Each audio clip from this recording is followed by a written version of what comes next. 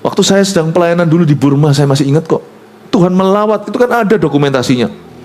20 cowok-cowok ikut sama saya dan istri saya pergi. Itu masih dalam situasi yang cukup bahaya. Setelah selesai lawatan Tuhan terjadi, yang Anda lihat itu loh. Ketika saya doa, tiba-tiba orang rebah satu stadion. Itu saya turun dari samping. Lalu ketemu security-nya semuanya yang berjaga. Mereka semua bukan anak Tuhan. Saya cuma lewati, saya bilang thank you, terima kasih, thank you. Kalau Anda belum subscribe di channel ini, segera supaya Anda bisa mengikuti terus rema-rema dari Roh Kudus ya. Lihat sekarang di Esther pasal 5. Ini cerita tentang Queen Esther menghadap raja. Sebenarnya Ratu Esther dan bangsanya, bangsa Yahudi sedang dalam bahaya. Zaman itu ada Hitler namanya Haman yang mau memunahkan mereka. Dan rencananya sudah nyaris berhasil, tapi diinterupsi sama Tuhan. Tuhan pakai Ratu Esther untuk masuk ke hadirat raja dan memutarbalikkan nasib bangsanya. Ini cerita ya, di dalam kitab Esther ini nggak ada. Setahu saya baca bolak-balik halaman per halaman, nggak pernah ketemu kata Tuhan, tetapi ada di dalam Alkitab. Tahukah Tuhan tidak selalu membubuhkan tanda tangan? Tuhan itu kalau bekerja di dalam di dalam hidup umatnya itu kadang-kadang diam-diam. Itulah berkat orang yang intim dan dekat dengan Tuhan Yesus. Tuhan itu benar-benar nyata. Tapi hari ini kita akan belajar, ini menunya seharian munculkan. Ada banyak sekali yang saya ajarkan seharian, bagaimana menghargai kesempatan. Intinya singkatnya saya kasih summary, rangkuman, apa yang tidak kau hargai, Tuhan akan berikan ke orang lain.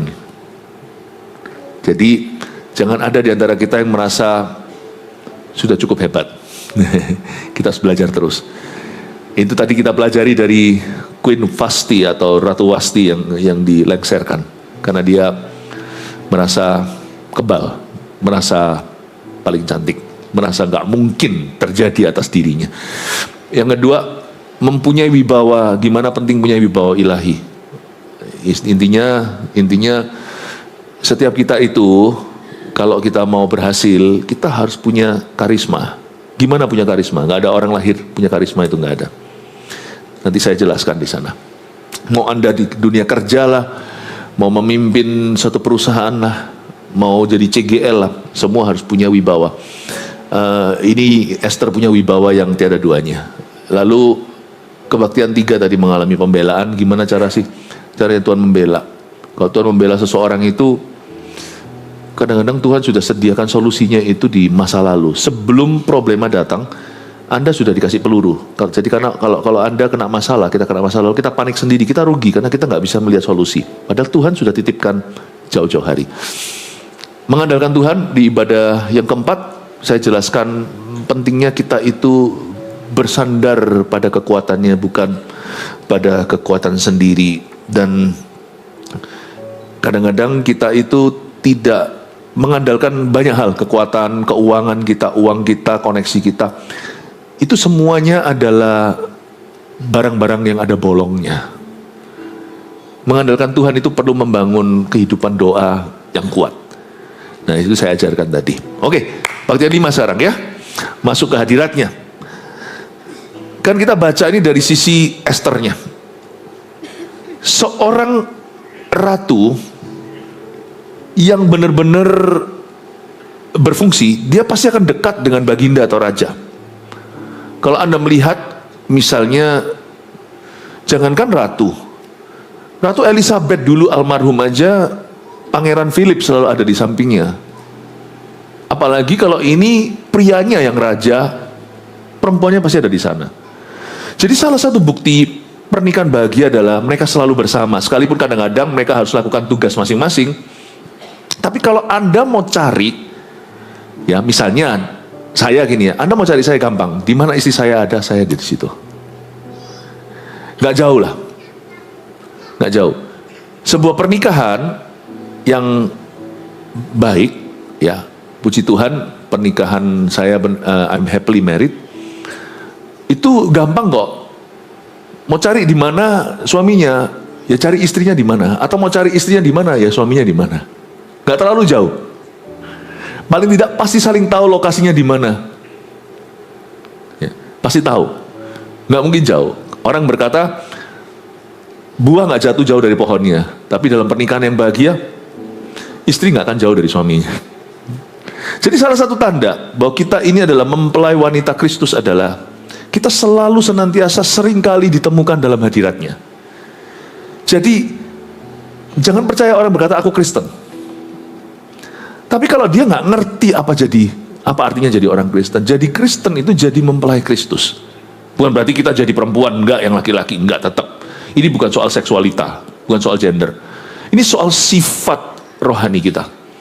Seorang Kristen yang sejati pasti kerap kali ditemukan dalam hadirat Tuhan. Entah itu di gereja, atau ketika dia mesbah keluarga, atau saat teduh pribadi. Dia nggak akan jauh dari situ. Benteng-bentengannya jalan. Tiap hari pasti dia ditemukan di hadirat yang suci. Nggak mungkin dia itu lari.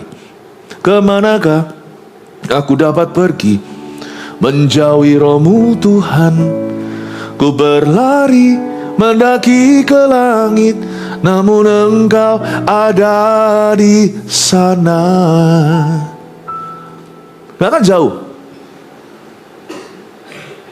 Kristen palsu yang jauh, tapi yang asli pasti punya kehidupan rohani, dan itu dekat Kristus. Karena itu gereja harus penuh dengan hadirat Allah dan hidup kita. Sekarang kita akan pelajari salah satu sifat mempelai Tuhan adalah mereka rajin masuk ke hadiratnya. Lihat ayat pertama. Pada hari yang ketiga, Ester mengenakan pakaian ratu. Lalu berdirilah ia di pelataran dalam istana raja. Catat ya, bukan di pelataran luar. Pelataran dalam. Pelataran luar itu pegawai. Hamba tidak tahu apa yang dikerjakan tuannya, tapi aku memanggilmu sahabat, sebagai sahabatku. I call you as my friend. Soal sahabat tahu yang dilakukan oleh sahabatnya. Kita sama Tuhan itu lebih dari teman. Hubungan anak-anak Tuhan dengan Tuhan itu begitu dekat, bukan hanya hubungan bapak dan anak, tapi sampai diwakili sampai dilambangkan dengan hubungan seperti suami dan istri. Begitu intim dekatnya. Kita sama anak-anak dekat, saya sama anak-anak saya dekat, tapi gimana pun juga saya dan anak saya tetap adalah dua. Tapi saya dengan istri saya satu. Bapak ibu yang menikah, jangan hanya demi anak, Anda juga harus bangun persahabatan di antara Anda berdua, supaya nanti kalau anak sudah besar, empty nest sudah lepas kandang, intinya sarangnya sudah kosong tuh di rumah, anak-anaknya satu-satu sudah menikah, jangan sampai Anda menjadi dua orang asing di rumah yang tidak saling kenal setelahnya. Ya, tetap harus bangun persahabatannya, pertemanannya. Hubungan kita dengan Tuhan itu bukan hanya dilambangkan hubungan bapak dan anak. Itu aja sudah cukup dekat. Tapi suami dan istri loh, bayangkan. Sedekat itu. Karena itu kita harus sengaja membangun hubungan kita. Kita harus membangun benar-benar hadirat Allah di dalam hidup kita. Kita harus membiasakan diri jalan dengan Tuhan, hidup bersama dengan Tuhan. Roh Kudus hidup dalamku, aku hidup dalam Kristus. Harus sedekat itu. Seperti suami istri. Dia lebih dekat daripada ayah dan anaknya, bahkan mama, ibu dengan putra-putrinya. Karena suami dan istri di mata Allah adalah satu. Begitu dekat. Ditinggal sama anak, sedih. Tapi ditinggal sama pasangan hidup, itu lebih sedih. Sungguhan. Karena itu saya ingin kita untuk mengerti dimensi hubungan kita dengan Tuhan itu sedekat itu. Karena itu mesti kita punya disiplin rohani untuk membangun hadirat Allah dalam hidup kita. Tuh, hadirat Tuhan mau dibangun sih Pastor Philip. Ini hanyalah bahasa terbatas manusia, saya tidak bisa gambarkan. Hadirat Allah itu nggak bisa dibangun, dia sudah ada. Cuman kita mesti membangun diri kita untuk hadirat itu.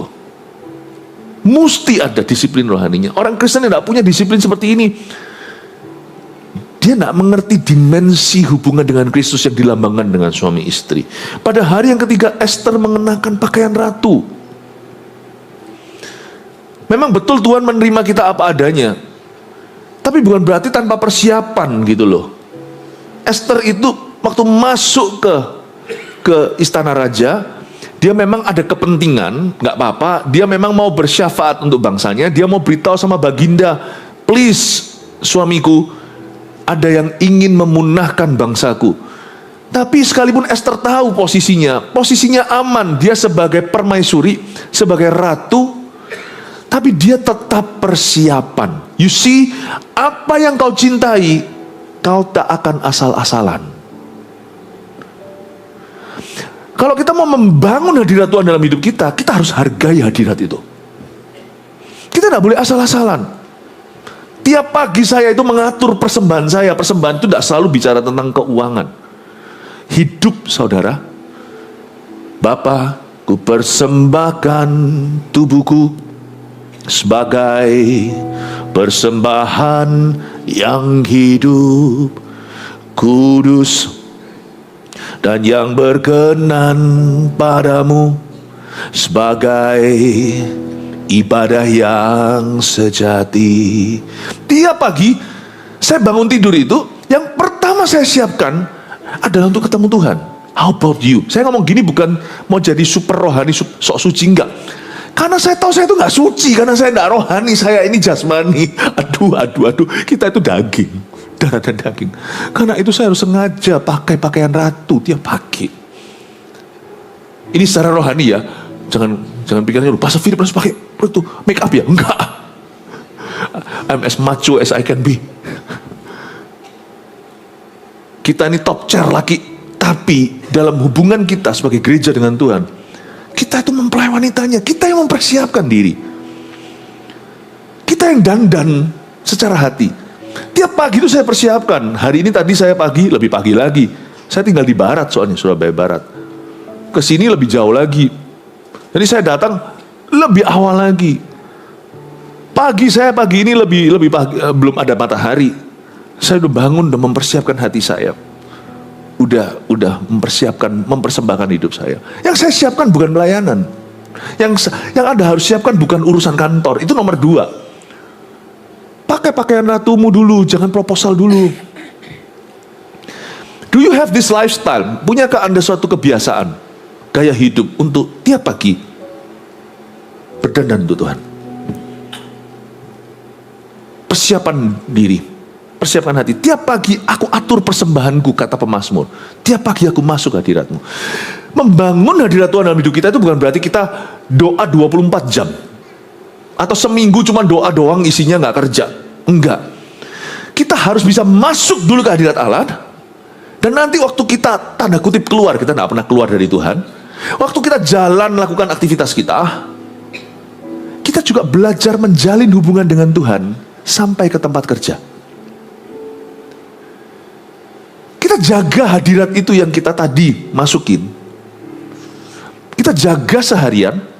Dan kita bangun fellowship, persekutuan dengan Roh Kudus. Kalau doa berkat itu, dan berkat Allah Bapa, Putra, dan Roh Kudus, berkat dari Allah Bapa, kasih karunia dari Tuhan Yesus, persekutuan dengan Roh Kudus. Maksudnya itu, you build your fellowship.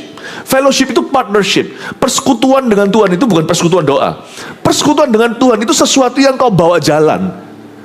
Itu bukan rawat inap, itu rawat jalan.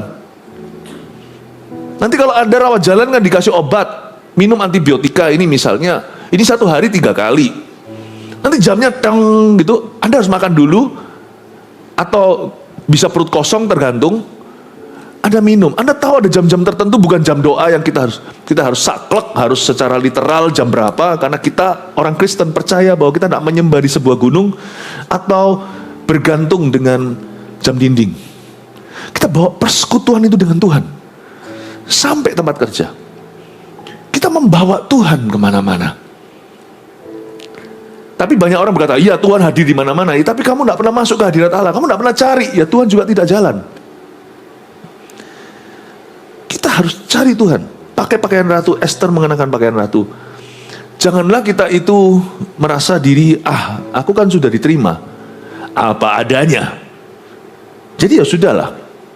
Asal-asalan lah. Bangun tidur terus mandi. Kalau ingat, ku doa dulu. No. Dia pakai pakaian ratu. He prepared himself. If you prepare for work, kalau Anda mau kerja misalnya pakai seragam. Di kota-kota besar orang itu pakai jas, pakai dasi. Mereka sungguh-sungguh bersiap diri untuk kerja. Don't you have to prepare even more for your God? Tidakkah kita harus mempersiapkan diri lebih lagi? Mari kita sama-sama mengadopsi sebuah lifestyle. Tiap pagi kita mempersiapkan diri untuk masuk ke hadirat Tuhan. Sekalipun Tuhan hadir di mana-mana, Anda khusus masuk ke dalam hadirat Allah yang disengaja. Bangun persekutuanmu, dan setelah amin, berdoa misalnya sejam. Tidak sanggupkah kau berdoa selama 1 jam, kata Yesus pada murid-muridnya yang tertidur di Getsemani. Karena daging itu lemah, sekalipun roh itu penurut. Berdoalah supaya kamu jangan jatuh dalam pencobaan. Tuhan tidak minta supaya kamu berdoa 24 jam. Tidak bisakah kau bukan menyisihkan, tapi kau mengutamakan waktu dengan aku dulu. Masuk ke hadirat. Itu penting loh Bapak Ibu. Sungguhan.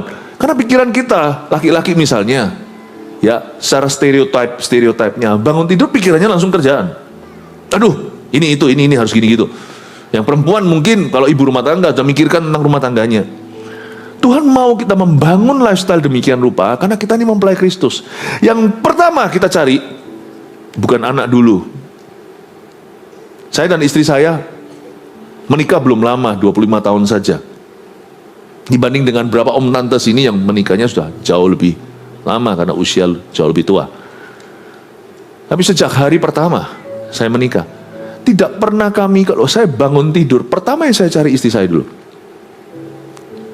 Termasuk kalau saya pergian, kalau pelayanan segala itu, saya langsung telepon, halo, mana udah bangun? Biasanya saya selalu yang paling pertama bangun dalam keluarga saya. Ayah harus begitu, ayah doa dulu.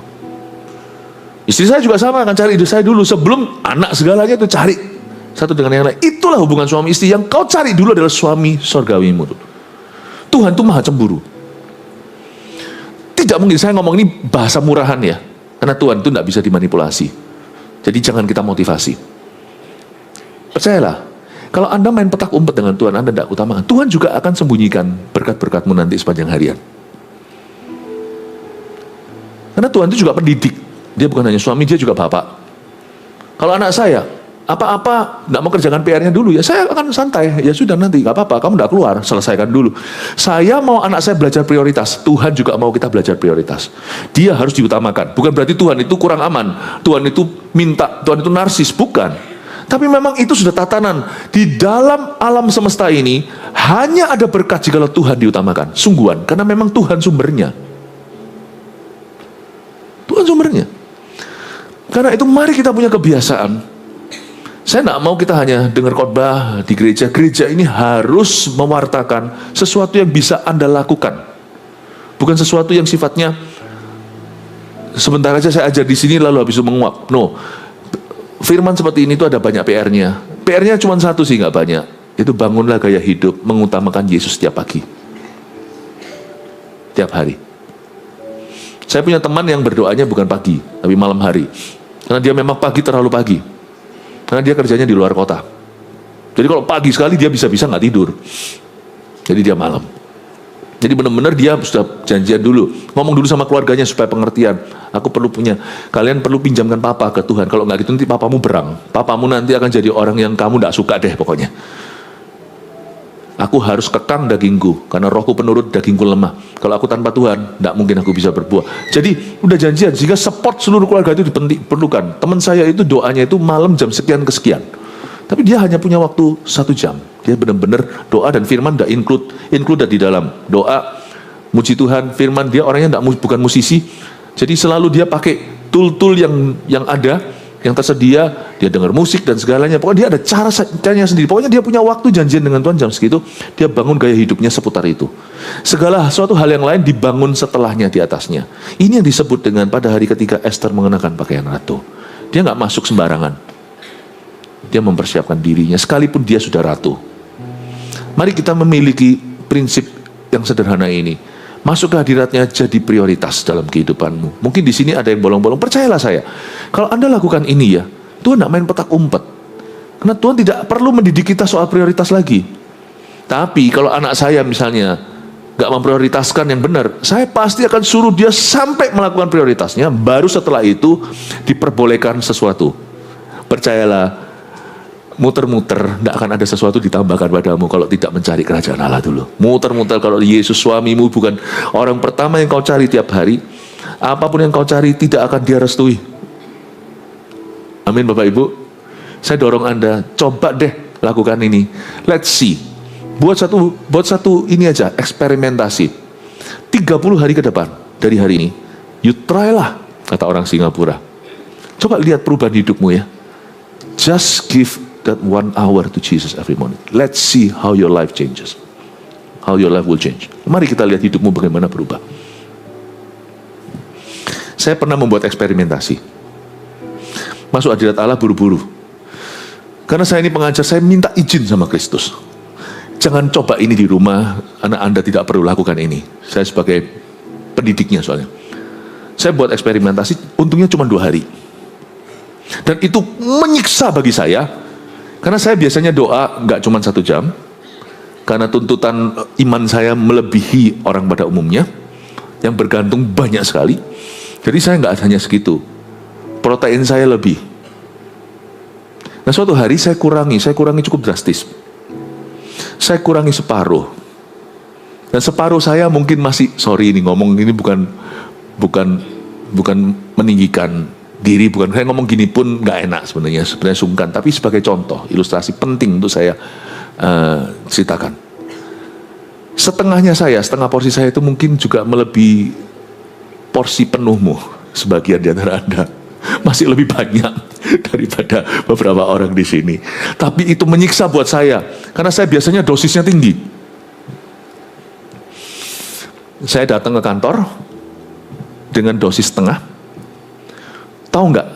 Waktu saya menghadapi semua masalah yang saya hadapi, semua urusan ini, saya selesai kerjanya, ngelembur itu bisa sampai jam 7, jam 8. Karena nggak nembus, pikirannya nggak ketemu solusinya. Tapi besoknya, plong saya kembali normal, dosis saya tambah seperti biasanya. Saya sampai kantor, jam 2 udah selesai semua.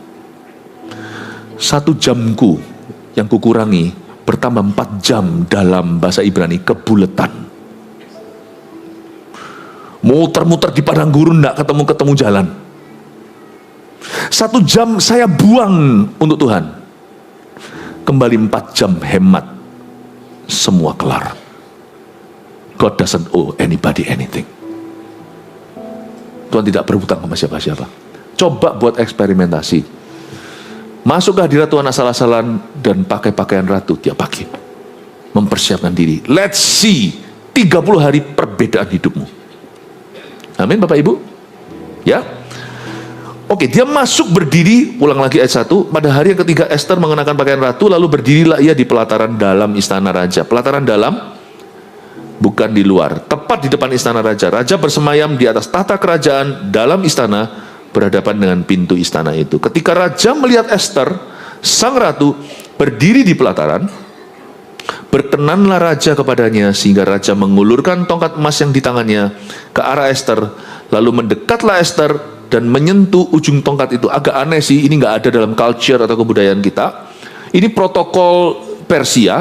Jadi kalau orang masuk ke hadirat Allah tidak dipanggil sama raja, orang kalau ini bukan tentang Allah, ini tentang raja dunia. Orang kalau nggak dipanggil sama raja Persia seperti Ahasiweros ini, dia masuk sendiri ke sana tanpa ada panggilan. Termasuk jikalau ratunya sendiri yang masuk, itu ada hukumnya Persia, dia langsung dieksekusi di tempat, dibunuh. Berarti dia tidak menghormati baginda. Atau bisa jadi dianggap membahayakan. Kan kita tidak tahu itu teroris atau apa. Gitulah ya. Itu adalah hukum untuk melindungi keamanan dan kemuliaan sang raja.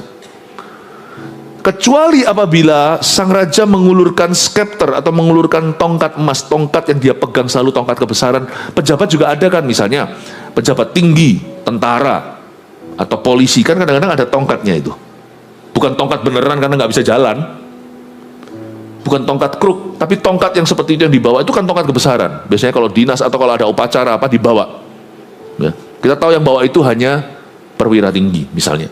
Raja punya skepter atau punya tongkat emas, dan kalau tongkat emas itu raja hari itu nggak bete, raja hari itu good mood, diulurkan, orang itu nggak jadi mati. Nah itu adalah hukum Persia. Dan kali ini Ratu Esther memberanikan diri masuk ke istana raja tanpa dipanggil. Waktu dia masuk ke sana itu untung-untungan, kalau rajanya lagi nggak suka hati, itu mati tuh, ratu pun mati. Tetapi hari itu langsung diulurkan. Karena Esther memang sudah puasa dulu, ini ceritanya. Waktu diulurkan, Esther langsung menyentuh ujung tongkat itu. Disentuh dengan tangan yang lembut. Saya bisa bayangkan tangan Esther lembut ginilah. Ya, saya nggak bisa tiru gimana caranya. Ya, dipegang gitu. Satu hal ya, kalau raja di dunia aja bisa merciful, raja di dunia itu bisa bermurah hati, apalagi raja di atas segala raja terhadap anak-anaknya sendiri. Masuk ke hadirat Allah itu bukan perkara murah. Pernah tahu nggak cerita tentang seorang anak muda namanya Saulus yang menganiaya gereja, lalu habis itu dia perjalanan ke Damaskus atau Damsyik. Lalu dia jatuh rebah karena kena terang, dia tidak melihat apa-apa tapi mendengar suara, "Aku Yesus yang kau aniaya." Setelah itu kan dia masuk ke kota, 3 hari dia buta. Tahu nggak kenapa kok ada selaput di matanya? Sampai Tuhan utus Ananias, seorang anak Tuhan, seorang hamba Tuhan, untuk tumpang tangan, baru selaput itu copot, 3 hari kemudian dia bisa melihat. Dan setelah melihat juga, setelah itu dia dibaptis dan juga dibaptiskan ke dalam Roh Kudus. Saya pernah sekali baca ayat itu, saya tanya, kenapa kok sampai ada selaput ya? Luar biasa Tuhan itu. Orang ini adalah orang berdosa. Orang ini orang yang menganiaya Kristus. Dan waktu dia ketemu sama Tuhan, langsung Tuhan kasih kontak lens sama dia yang hitam. Itu pun dia lihat terang. Padahal terang ini bukan terang siang, karena waktu itu Saulus sedang mengejar bangsa Israel, nggak mungkin malam, mengejar gereja untuk menganiaya orang Kristen itu pasti siang hari bolong. Itu pasti terang benderang. Kalau terang terus ada terang, nggak mungkin. Itu terang bukan terang alami, itu terang dahsyat. Sampai terangnya matahari aja redup, sampai orang itu buta karena terang ini. Tapi saya tanya, waktu saya baca itu, saya renungkan, kenapa kok ada selaput ya? Kenapa dikasih katarak? Kalau enggak, Saulus mati. Ada ayatnya kan, nggak ada orang lihat Tuhan hidup, itu nggak ada. Mati dia pasti. Tuhan Yesus sebelum sampai di depan matanya, beritahu, "Akulah Yesus yang kau aniaya. Mengapa kau aniaya aku?" Tuhan kasih matanya selaput dulu, supaya dia tidak melihat Tuhan dan mati di tempat. Masuk ke hadirat Allah itu menjadi perkara murah hari ini, karena Tuhan tidak pernah menolak kita. Dan kalau kita masuk hadirat Tuhan, kita yang sudah diselamatkan, meskipun kita tidak ketemu hadirat Tuhan secara fisik, kita itu bolak-balik selalu diulurkan tongkat emas. Setiap kali kita datang ke gereja itu bisa aja loh, itu kita seperti Ananias Safira, kita mati di tempat karena kita semua orang berdosa. Bisa aja waktu kita saat teduh pribadi itu, kita waktu masuk hadirat Tuhan tidak akan bisa bernafas lagi. Hadirat Tuhan itu sekali, jangan kau anggap biasa. Hadirat Tuhan itu suci. Dia itu holy. Orang bisa mati loh. Minggu lalu saya ketemu dengan satu orang, bukan orang Kristen. Dia dapat mimpi tentang Yesus. Lalu saya tanya-tanya sama saya selesai, saya ceritakan, saya pakai Alkitab aja, semua lewat kebenaran. Ini yang kamu mimpi itu semua ada dalam Alkitab. Setelah itu kita doa, boleh saya doa ya? Doa sederhana aja, cuma duduk gitu. Waktu saya berkata, "Tuhan Yesus," langsung orangnya kayak orang mati gitu, rebah gitu. Tapi saya tahu dia tidak mati. Dia yang sedang rebah dalam roh. Sambil duduk gitu, sampai tiba-tiba saya cuma bilang Yesus gitu aja, bam. Kita jadi biasa dengan kata Yesus. Karena dia tidak pernah bunuh kita. Karena dia tidak pernah tolak kita. Hanya karena tongkat emasnya selalu terulur untuk sang ratu, yaitu me and you. Jangan kita jadikan itu gampang. Tahukah bahwa kita bisa aja mati di hadirat Tuhan? Meskipun kita tidak melihat Tuhan, kita bisa mati. Waktu saya sedang pelayanan dulu di Burma, saya masih ingat kok. Tuhan melawat, itu kan ada dokumentasinya. 20 cowok-cowok ikut sama saya dan istri saya pergi. Itu masih dalam situasi yang cukup bahaya. Setelah selesai lawatan Tuhan terjadi, yang Anda lihat itu loh, Ketika saya doa, tiba-tiba orang rebah satu stadion. Itu saya turun dari samping. Lalu ketemu security-nya semuanya yang berjaga. Mereka semua bukan anak Tuhan. Saya cuma lewati, saya bilang thank you, terima kasih, thank you. Nggak ngerti terima kasih mereka. Mereka thank you, hisap bisa lah ya, bahasa Inggris dikit. Thank you. Bak semuanya. Itu security dengan pistol di sini. Pam. Wow. Tempat yang tidak pernah lihat terang. Dengar nama Yesus, Tuhan datang di ruangan itu ketika saya berkhotbah. Itu orang berdiri aja nggak bisa. Waduh, Pastor Philip, kita butuh yang begitu. Ya puji Tuhan kalau dapat pengalaman. Tapi jangan kau gantungkan itu untuk menghormati hadirat Tuhan. Kita ini sudah ada in Christ, di dalam Kristus. Mungkin siapa di sini kalau misalnya kita lagi mau swimming, mau renang nih, mau renang masuk ke kolam itu, dingin airnya. Kita kira kalau hawa panas, airnya ikut panas. Ternyata enggak, kalau hawa panas itu justru kerasa air dinginnya. Dingin. Tapi setelah Anda cemplung sekian lama, nggak dingin ya. Dan ketika Anda menyelam, tadi waktu masuk kerasa basah, waktu menyelam kerasa biasa. Orang yang sudah ada di dalam air tidak merasa basah.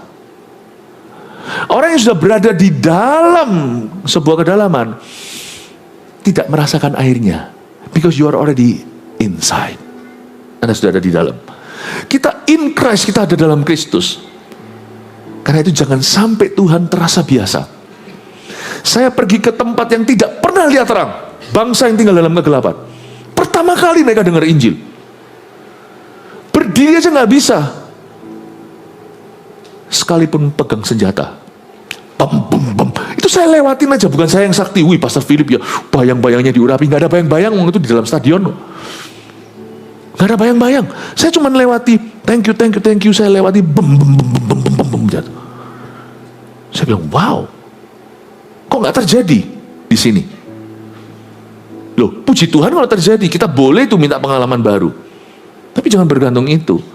Hari ini kita di sini diingatkan bahwa kita sudah in Christ, kita sudah berada di dalam Kristus. Kita sudah menyatu. Karena itu jangan hanya Anda itu, kita itu hanya jangan bergantung dengan perasaan kita in love. Contohnya, dulu waktu masih pacaran, belum pacaran masih kejar gitu, kena kereng, ada listriknya. Jangan bergantung feeling in love. Suami istri hari ini mungkin gandengan tangan, kayaknya biasa. Apalagi kalau kita lihat orang yang sudah menikah lama, sudah tua gitu ya, kakek dan nenek pegang gitu tangan. Mungkin bukan gereng lagi. Tapi Anda mau tahu seberapa dalam hubungan mereka, keintiman mereka? Gampang. Anda lepaskan tangannya, tangan satu tangan cari, mana? Dia bukan bergantung listrik. Dia bukan lagi in love. Dia sudah loving. Bukan jatuh cinta. Tapi dia sudah mengasihi dengan nyawanya. Itu bedanya di situ. Pasti cari. Saya pernah lihat seorang kakek ditinggal seorang kakek dan nenek, pasangannya meninggal. Anda kalau tidak tahan mental ya, itu terharunya daripada terharu yang drama Korea yang cuman pacaran, cinta monyet, cuman monyetnya cakep-cakep aja gitu aja. Cintanya monyet tapi, gitu ya, oke lah, nggak apa-apa, kinda cute, you know. Lucu juga lihat anak-anak muda jatuh cinta itu. Tapi itu tetap bukan jenis cinta yang paling teruji. Kalau Anda hanya bergantung dengan feeling only atau perasaan jatuh cinta, yang kayak gitu, terharuan gitu, yang drama-drama tersebut, iyalah paling cuma terbawa suasana. Anda baru terharu lihat kakek nenek itu yang saya maksudkan tadi. Tinggal pasangannya, dia nangis. Aku udah bisa hidup tanpa kamu. Tunggu aku. Itu saya di situ. Saya lihat, wow, this is no longer in the level ecek-ecek kaki, basah-basah. Ini sudah sebuah kedalaman. I cannot. Sama Tuhan. Gereng ada. Kadang-kadang mendoakan orang juga kerasa lawatan Tuhan. Kadang saya kerasa, kadang enggak. Bahkan waktu saya nggak ngerasa pun, kalau saya tumpang tangan sesuatu terjadi. Nggak harus, saya harus merasakannya, kadang merasa, kadang enggak. Don't worry. Tapi coba suruh saya seperti tadi, dosis saya dikurangi setengah.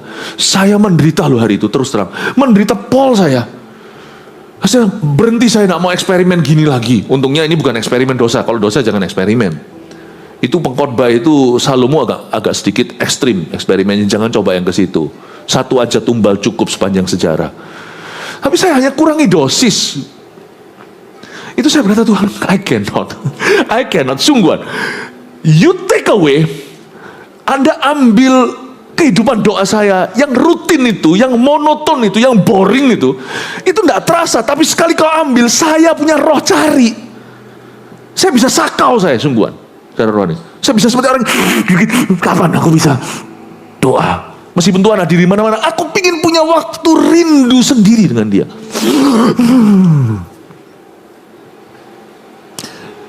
Build your intimacy with God. Sampai satu titik di mana bukan hanya Lord, I can pray. Tapi Anda harus bisa ngomong gini, I cannot live without praying. Bukan lagi, aku bisa berdoa. Tapi aku nggak berdoa. Bukan lagi seperti orang yang jatuh cinta, oh, I can live with you. I want to live with you for the rest of my life. Aku bisa hidup sama kamu seumur hidupku. Ini dia pilihanku. Will you marry me? Wah. Tapi lebih ke sini.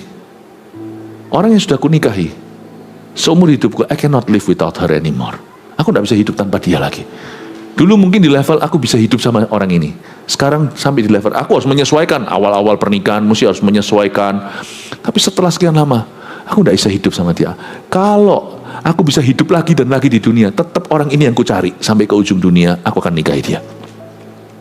Saya tidak bisa melihat eternity, kekekalan tanpa dia. Saya enggak. Bisakah kita bangun hubungan kita dengan Tuhan sampai taraf ini, keintiman? Orang seringkali salah ngerti. Di dunia ini yang sekarang cetek dan dangkal, orang bilang keintiman itu seksualita. Bukan hanya. Keintiman itu kedekatan demikian rupa, I cannot live without you. Aku tidak bisa hidup tanpa kamu. Bisakah kita mencapai titik itu dengan Tuhan, di mana kita bangun lifestyle kita bertahun-tahun sampai satu titik di mana aku tidak bisa hidup tanpa Kristus.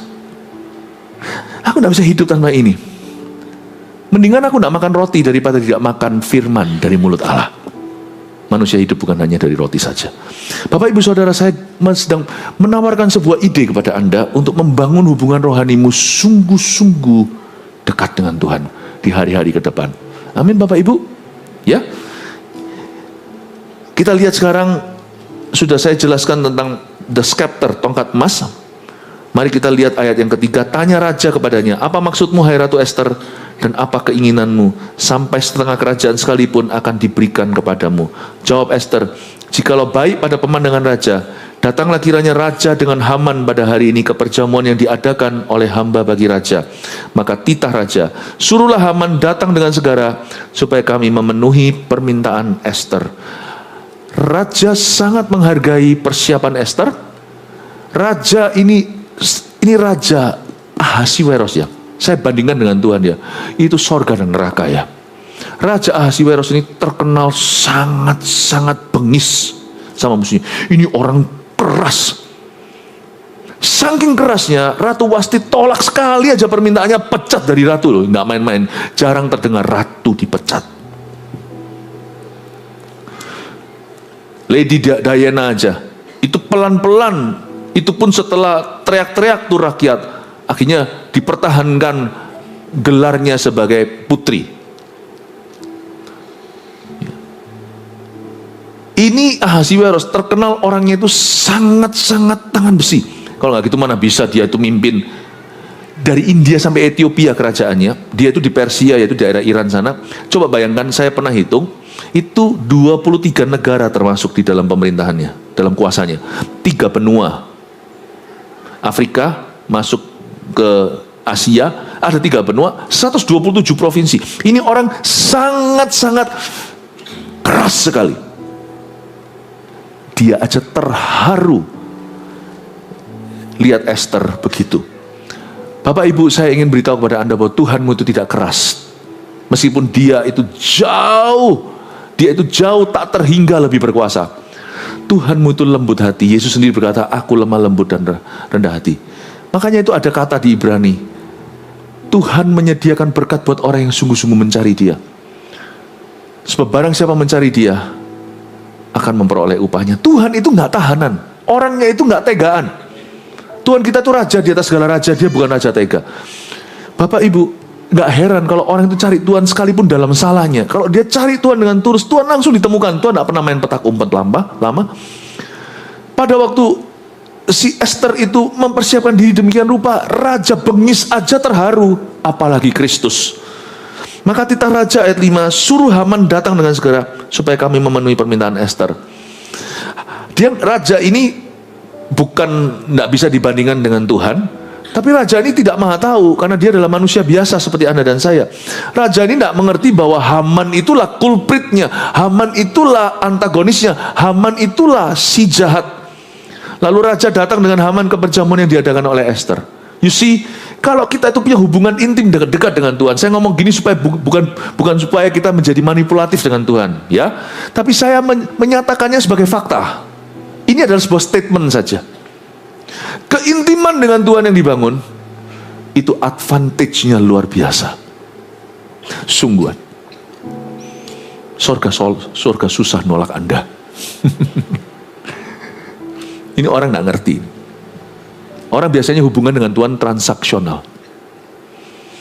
Tapi orang yang masuk ke hadiratnya jadi familiar. Waktu kita membangun lifestyle dekat sama Tuhan, ini bukan sebagai hukum Taurat ya, harus lakukan, kalau tidak masuk surga. Apa hubungannya? Bukan. Tapi kalau kita benar-benar mengenal Tuhan, saya ngomong ini sebagai fakta ya, bukan sebagai motivasi yang salah. Jangan memanipulasi Allah, karena orang tulus itu gampang diendus oleh Kristus. Orang yang nggak tulus maksudnya. Tapi saya izinkan saya mencetuskan suatu statement, suatu pernyataan, bahwa seperti Esther, bahkan minta musuhnya datang pun suaminya tidak tolak dia. Siapa? Haman itu pangkat banget. Boleh-boleh jadi dia itu lebih didengarkan oleh baginda daripada mendengarkan ratu sendiri. Kalau Anda baca Haman itu siapa profilnya, ini orang diangkat demikian rupa setara seperti Yusuf menjadi bapaknya Potifar, menjadi bapaknya Firaun. Haman ini pangkat luar biasa. Mau tahu nggak ya? Waktu Yesus berkata tidak yang mustahil bagi orang percaya, itu bukan hanya orang percaya dengan lip service. Itu orang percaya dengan segenap hati. Itu orang yang intim dan dekat dengan Allah. Nggak ada yang mustahil. Kalau nggak percaya, ambil ayat Alkitab, comot sembarangan, percayain aja, nggak terjadi di hidupmu. you know, your victory this year, kemenangan Anda tahun ini tidak, ini ngomong Inggrisnya dulu ya, doesn't depend on what you know, but depends on who you know. Kemenanganmu tahun ini saya tunjukkan sesuatu secara profetik lewat pengajaran ini, tidak bergantung dengan apa yang kau tahu. Tahu banyak percuma. Coba aja comot, coba kutip, coba langsung tuding Tuhan. Ini firman. Terjadi enggak? Silakan. Tidak bergantung dengan apa yang kau tahu, tapi siapa yang kau kenal. Do you know him? Orang yang dekat sama Tuhan, Haman pun kalah pangkat. Tuhan tidak punya Haman, makanya kalau saya ngomong ini sekarang tidak bisa mencerminkan Tuhan. Kita hanya bisa belajar dari Esther.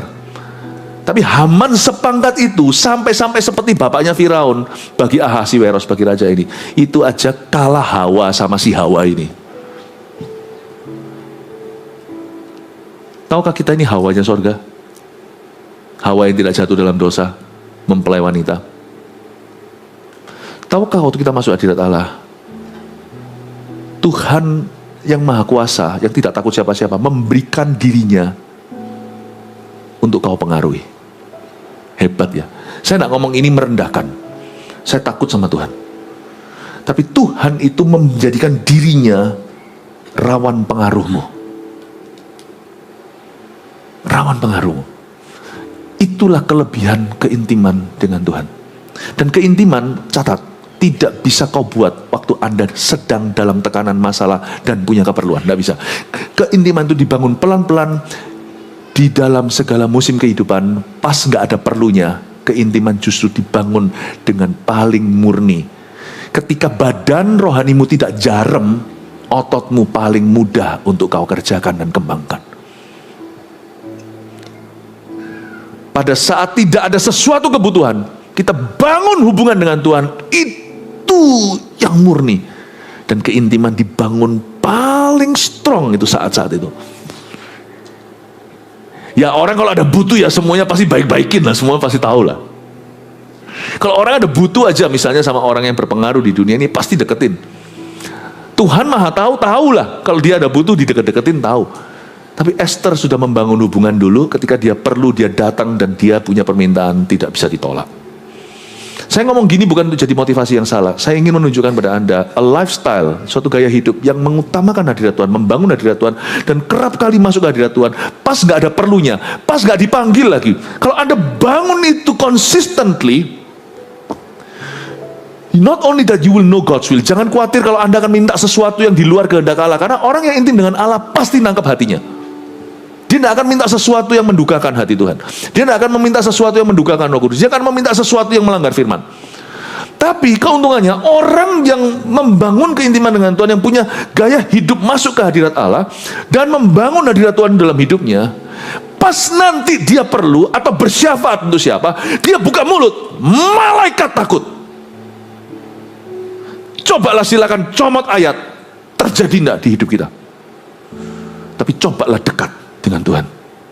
Anda tidak usah comot ayat, ayat akan muncul dalam hatimu pas dibutuhkan. Dan Anda hanya berkata pada Tuhan, suruh Haman kemari. Man, sini. Suaramu, hai ratu, menjadi suara raja. Apa yang saya sampaikan gini, mungkin malam-malam gini, semoga ini tidak membuat Anda bisa mengikutinya, karena saya tidak memberi Anda suatu makanan-makanan ringan, tapi saya ajari Anda untuk berpikir lebih keras. Tidak perlu orang pintar kok, perlu orang serius saja untuk mengerti ini. Lalu raja datang dengan Haman ke perjamuan yang diadakan oleh Esther. Sementara minum anggur, bertanyalah raja kepada Esther, apa permintaanmu? Niscaya akan dikabulkan, dan apakah keinginanmu? Sampai setengah kerajaan sekalipun akan dipenuhi. Ayat 6 ini powerful sekali. Sadarkah Anda apa yang raja ini katakan? Raja ini orang pinter. Dia nggak mungkin sembarang, karena dia nggak pernah tawarkan gini sama Wasti. Esther pasal pertama. Tapi dia berani tawarkan gini sama Esther. Tahukah, keintiman itu dua sisi, dua arah. Bukan hanya kita percaya Tuhan, Tuhan percaya kita. Dia waktu ngomong begini dia tulus. Kalau sampai Esther mengangguk dan berkata, ya, aku minta setengah kerajaan, pasti diberikan. Tapi raja tahu bahwa Esther tidak begitu. Jadi raja bukan pancing dia atau menjebak. Tapi raja bilang, sampai setengah kerajaan sekalipun akan dipenuhi. Karena dia tahu dalam hatinya ada permintaan serius dalam hati ratunya. Dan itu bukan minta kerajaannya, karena dia dari awal sudah tahu sifatnya.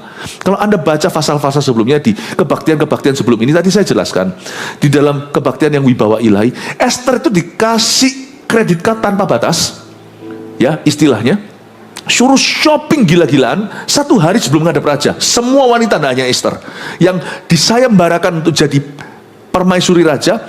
Nanti siapa ratu terpilih, mereka boleh shopping habis-habisan, semua ditanggung raja. Besok setelah ketemu raja, kencan, bawa pulang semua barang itu, tidak usah di-refund, tidak usah dikembalikan, itu tidak dipinjemin, itu kado lah sedikit untuk kamu. Esther nggak ngambil apa-apa kecuali yang disarankan oleh sida-sida yang take care perempuan-perempuan ini, yaitu namanya Hegai. Dan itu sampai ke raja, karena Hegai itu sida-sida yang sangat dekat sama raja, memberi laporan. Hegai itu juga semacam pemimpin rohani atau pemimpin-pemimpin yang sah di hidupmu. Mereka ini bisa wadul sama Tuhan. Bahasa Surabayanya, bisa wadul. Tuhan maha tahu, aku tahu. Karena cerita ini tidak bisa kau samakan Ahasiweros dengan Tuhan Yesus. Tetapi kita ini bisa wadul. Makanya itu ada ayatnya berbunyi begini, janganlah kau dukakan. Tunduklah kepada pemimpinmu, itu bukan berarti tunduk pada semua pemimpin, mereka mau apa terserah. Jangan, kalau mereka mengajarkan yang salah, jangan kau ikuti. Kalau mereka melakukan yang salah, kau harus lawan. Kita harus berkata, oh, tidak boleh. Apakah meraba-raba lawan jenisnya, atau melakukan suatu pelecehan ini adalah bagian tugasmu. Bukan, ini kesalahan, bahkan kriminalitas. Anda harus berani berkata, no. Berani berkata begitu. Tapi kalau pemimpin yang baik, yang takut akan Tuhan, yang mengajarkan firman Tuhan, sekalipun tidak sempurna, tetapi pemimpin yang sudah memimpinmu dengan baik dan bijaksana. Ada ayatnya, tunduklah pada pemimpinmu, supaya mereka memimpinmu dengan sukacita. Jangan dengan keluhan, sebab itu tidak ada gunanya buat kamu. Hegai-hegaimu bisa laporkan ke Tuhan. Ngeluh ini domba ini susah. Ada juga yang berkata, Tuhan terima kasih untuk domba sejati ini. Dan itu keuntungannya bagi Esther sendiri. Hegai beritahu sama Ahasiwaros, tahu nggak, ada satu perempuan baginda, beda banget, 1490 yang lainnya, perempuan semuanya, wah kalau sudah shopping, udah lupa, besok ketemu raja, mereka nggak mikir rajanya, mereka mikir apa yang mereka bisa dapatkan untuk dirinya. Ini satu perempuan nggak murahan, satu perempuan nggak mauan. Dia tanya sama saya loh baginda, dia tanya sama aku, kira-kira apa yang baginda suka ya, gaun seperti apa, minyak wangi seperti apa, ada minyak wangi kasai gitu ya, setengah tahun ada minyak namanya kasai, minyak kasai. Setengah tahun mereka berlumuran dengan mur dulu, di detox dulu, setengah tahun berikutnya mereka pakai minyak yang benar. Saya bisa bayangkan siapa namanya, Esther ini tanya, kira-kira dari minyak wangi mahal semuanya parfum ini, yang raja paling suka yang mana yang biasanya dipakai sama Vasti? Yang lainnya nggak peduli tanya itu. Wah ini aku tahu nih, aku sudah pernah lihat etalase, tapi karena aku bukan dari keluarga berada, aku kepingin beli nggak bisa. Wah sekarang kasih kredit card, bisa shopping gila-gilaan seharian, ini semua milikku. Aku mau ini burung. Kalau bisa yang ini semua 5 warna aku ambil semua. Hanya satu Esther ngambil seperlunya. Kan ketemu raja cuma sekali, semprot sekali kan tidak habis satu botolnya. Dan ditanya mau yang botol yang besar atau yang kecil? Yang kecil aja. Hegai berkata, kok yang besar ambil semua? Enggak, yang kecil aja, saya tidak butuh sebanyak itu. Dia lihat, wow. Terus dia ngomong sama pegawai, ambilin yang besar. Dan hatinya dia berkata, aku akan wadul ke raja, aku akan beritahu, ini ratunya. Tahukah beberapa orang mendapat berkat karena pemimpinnya berdoa, Tuhan, ini orang kau harus pilih. Ini orang Tuhan, kau harus berkati. Tapi ada yang mengeluh, aduh Tuhan orang ini, Tuhan, aku mengasihi dengan penyalipan daging. Ku kasih kau bukan dengan kasih Yesus saja, ku kasih kau dengan salib Kristus. Tuhan akan tahan sesuatu. Tahukah ada doa-doa tertentu yang membuka pintu, ada doa-doa tertentu yang menutup pintu. Doa pemimpinmu, doa orang tuamu. Saya tambahkan sedikit pewahyuan sana sini ya. Anda masih bisa ngikuti saya ya? Ya. Dia tahu bahwa Esther nggak gitu. Karena itu dia berani, dia berkata, coba baca lagi ya. Dan apakah keinginanmu, ayat 6 kalimat terakhir. Apakah keinginanmu? What do you want? Sampai setengah kerajaan sekalipun. Bukan berarti dia akan minta kerajaan. Dia minta setengah kerajaan. Dia bilang sampai setengah kerajaan. Karena dia merasa di ratunya ada suatu pergumulan jiwa yang dahsyat. Dia nggak tahu itu apa. Dan waktu dia lihat istrinya menderita batinian, itu raja yang begitu maha, M huruf kecil dan tanda kutip maha kuasa di zamannya, itu betahan, nggak tahan, ingin melepaskan istrinya dari agony ini, dari penderitaan ini. Tahukah ada orang tertentu yang ngeluh sama Tuhan, lalu malaikat berkata, itu biasa Tuhan, ini langganan Tuhan. Tapi ada yang mulai kelihatan wajahnya gitu, semua panik di alam sorga. Tuhan yang maha tahu, dia tahu, aku ingin melepaskanmu dari agony ini. Ada doa tertentu, ada orang tertentu yang membuat hati Yesus resah. Ada orang yang membuat Yesus berkata, ya sudah nanti aja kamu tunggu. Meskipun kita semua pasti akan menanti jawaban doa, tidak semua diberikan hari ini. Tapi ada orang tertentu yang tidak ada efek di hatinya. Marta, bukan berarti Marta itu jahat, Marta itu baik. Tapi Maria benar-benar membangun waktu quality itu. Coba Anda baca di Perjanjian Baru, ketika Lazarus mati, ini cici-cicinya datang. Cici-cicinya. Marta datang, coba Anda lihat ya, itu sungguhan bukan kebetulan. Kutipan kata kalimat Marta sama Maria, plak, jiplak. Marta berkata, kalau engkau ada di sini, saudaraku tidak mati. Lalu Tuhan malah justru ajak dia debat untuk bukan berdebat, tapi untuk memperbaiki cara berpikirnya. Apa maksudnya? Dia pasti akan hidup. Dia pasti akan, akulah kehidupan, akulah kebangkitan. Tidakkah kau percaya? Maria datang, ngomong yang persis itu. Yesus tidak berdebat dengan dia. Yesus tidak membetulkan apa-apa. Karena Yesus tahu dan Yesus sudah percaya. Waktu baru ngomong begitu, coba Anda baca, menangislah Yesus. Dan dia berkata, mana adikmu? Lazarus, keluarlah. Kalau perlu, ikutlah sekalian Zakius. Nggak ada. Ini cuma hanya joke saja malam-malam supaya jangan terlalu serius. Yang dibangkitkan bukan Zakius ya. Yang dibangkitkan adalah Lazarus, keluarlah. Kok Marta nggak mempan? Kata kalimat quote-nya persis plek. Yang satu buat Yesus berdebat, yang satu buat Yesus menangis. Saya beritahu kuncinya, bukan pengetahuan. Tulis ini, kedekatan. Bangun kedekatan. Orang boro-boro bangun dekat sama pejabat segalanya di mana-mana. Sama Tuhan nggak rasa butuh, gampang. Padahal Tuhan ini pegang nyawa. Tuhan ini gak pegang nyawa. Luar biasa ya.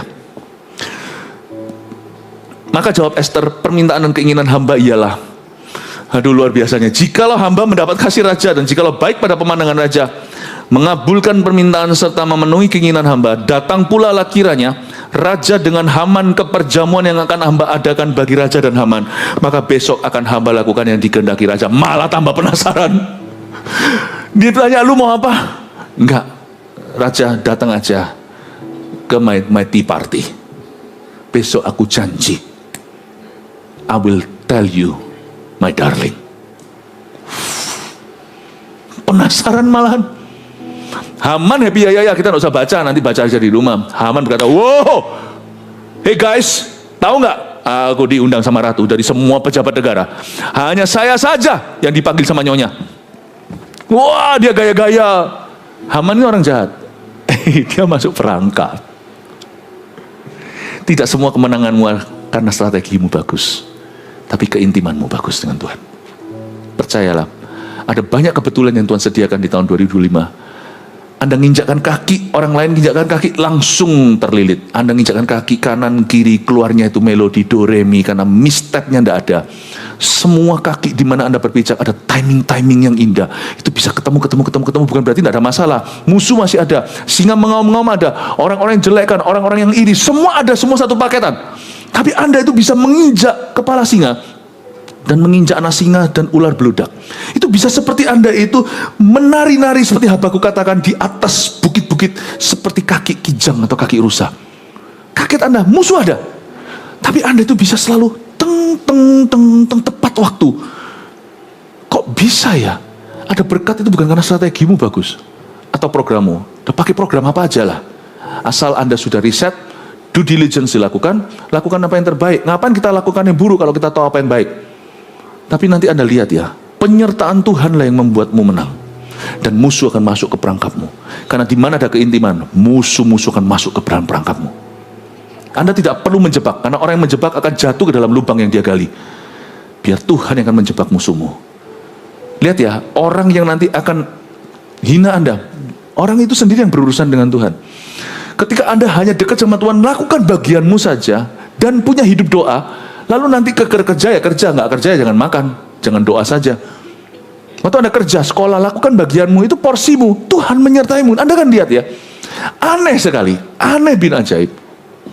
Semua senjata ditempa melawanmu, malah kebalik menjadi cerita glorimu. Itu heran. Itu sungguh-sungguh dari pihak Tuhan, itu bukan dari sisimu. Kemenanganmu tahun ini bukan terjadi karena strategimu bagus, dan juga bukan karena kau lihai dan semuanya. Kemenanganmu akan terjadi karena penyertaannya. Yang percaya kasih tepuk tangan untuk Tuhan. Dan tidak ada penyertaan kau catat tanpa keintiman, karena Tuhan bukan barang. Tuhan itu pribadi, dia itu personal. There is no penyertaan tanpa relationship yang sungguh. 1, 2, 3, munculkan satu dulu. Hari ini kita belajar tentang sifat seorang mempelai Kristus, yaitu selalu masuk ke hadiratnya. Bukan berarti doa melulu. Tapi yang pertama, tuliskan ini. Berinisiatiflah untuk mendekat pada Tuhan tanpa diminta. Dan jangan waktu terpaksa. Ya. Kita itu pinter yang gini-gini kita tahu. Oh, kata orang, pagi-pagi yang sehat. Ini saya bukan saran, ini ilustrasi. Oh, minum air lemon dulu segala, perut kosong lah, apa segala. Makan apa namanya, cuka apel lah segalanya. Wah, kita tahu untuk kesehatan tubuh kita, tapi kesehatan rohani kita tidak pernah dipedulikan, tidak pernah dirawat, tidak pernah disengaja. Saya kasih saran, kalau yang ini saya tahu ini betul. Berinisiatiflah untuk mendekat pada Tuhan tiap hari, tanpa diminta, dan jangan tunggu kau terpaksa. Waktu perutmu kosong, tidak ada masalah. The best time untuk masuk dari Tuhan. 2. Jangan terburu-buru ketika bersekutu dengan Allah. Esther nggak buru-buru, minta apa? Nanti next tea party. Nggak buru-buru, nggak tergesa-gesa. Nikmati. Kalau makanya itu penting sekali kita punya set waktu. Kalau nggak gitu waktu itu selalu di courting. Nggak percaya ya? Coba ya. Misalnya kalau ada di sini yang latihan perut ya, seperti kalau orang nge-gym ya, ngeplank ya. Ngeplank. Siapa di sini ngeplanknya? Ngeplank tahu ya? Yang bisa lurus gini aja doang, nggak ngapa-ngapain, tapi tahan. Wah, gampang gitu aja loh. Aku bisa 10 menit, coba. Tahu yang ngeplank kan? Kaku gitu tok. Tapi ya jangan curang. Ya, ininya agak sedikit ditekuk begini supaya wah perutnya yang masuk begini. Coba. Kalau kita nge-flow aja, sak kuatku katanya. Nanti pertama 1 menit. Besok kita akan merasa 50 detik, 30 detik, 20 detik, lama-lama enggak. Kita harus punya patokan. Sekian. Doa itu tidak ada patokannya seharusnya. Patokannya itu untuk kita, bukan untuk Tuhan. Ya. Kalau saya tahu 1 menit, ya saya 1 menit. 2 menit, ya saya 1 menit. Lihat, 2 menit kok kerasa seperti 2 juta tahun. Siapa yang komplainnya bisa 2 menit, 3 menit? Angkat tangan. Ada nggak? Ayo ngaku dosa. Siapa yang ngeplanknya bisa 1 menit? Angkat tangan. Siapa yang nggak tahu ngeplank itu apa? Saya taunya ngepel. Ya sudah. Kalau kita nggak punya patokan, kita pasti akan terburu-buru karena daging kita akhirnya berbicara. Kalau kita nggak punya patokan juga, misalnya puasa, nanti ngeflow, makannya lebih sering. Atau kalau kita lagi diet, kalau nggak ada patokan, nggak jadi tuh. Karena itu jangan terburu-buru. Anda set waktu, 1 jam ini tidak bisa diganggu, sorry ya. 1 jam ini milik Tuhan. Aku kan punya 24 jam. 1 jam milik Tuhan itu kan murah. Udahlah, gak perlu kasih semua waktuku, karena Tuhan tahu bahwa aku punya tanggung jawab yang lain. Tapi kalau aku bisa 1 jam dengan Tuhan, aku percaya, sisa waktuku, aku ngerti gimana bersekutu dengan Dia. Sebenarnya loh ya, anak kita itu tidak setiap hari bersama dengan kita setiap jam. Tapi ada waktu kualitas sama kita, dari bayi kita gendong segalanya. 1 jam berharga. Kan tidak setiap hari sama anak.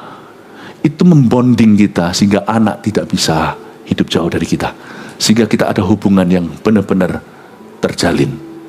Jangan terburu-buru ketika bersekutu. 3. Dalam hadiratnya ada perangkap untuk musuh kita. Ini bukan bagianmu, serahkan ke Tuhan. Ada perangkap untuk musuhmu. 1 Petrus 4 ayat 7. Kesudahan segala sesuatu sudah dekat. Karena itu, kuasailah dirimu dan jadilah tenang, supaya kamu dapat berdoa. Saudara yang terkasih, terima kasih telah mendengarkan firman Tuhan hari ini. Jangan lupa untuk dukung terus channel ini dengan cara subscribe, like, share, dan juga komen, agar saudara kita yang lain juga boleh terberkati. Tuhan Yesus memberkati kita.